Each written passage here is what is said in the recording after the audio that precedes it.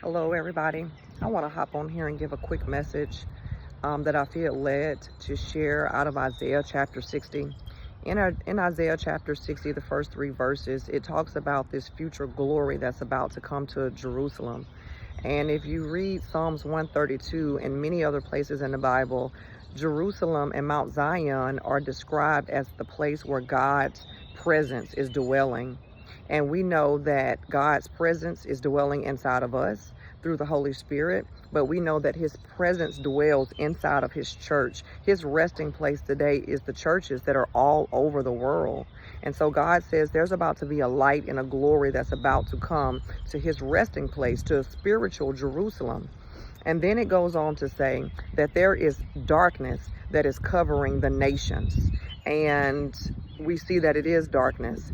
And he said that when this glory and this light comes to Jerusalem, his church, he says that the nations are going to run to this light.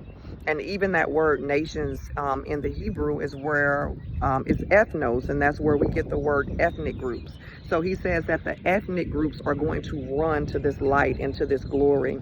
But not only the ethnic groups, it says that kings are going to run to the light of this glory. And so this is what the Lord is leading me to share.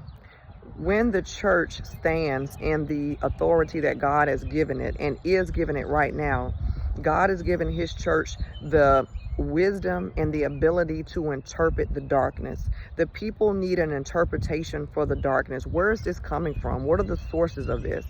And God has given the church the understanding to interpret the darkness, but not just interpret the darkness. God has given his church the ability to actually conquer the darkness with light.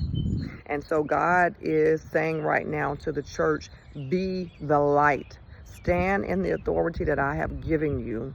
The darkness will no longer be able to prevail over the nations.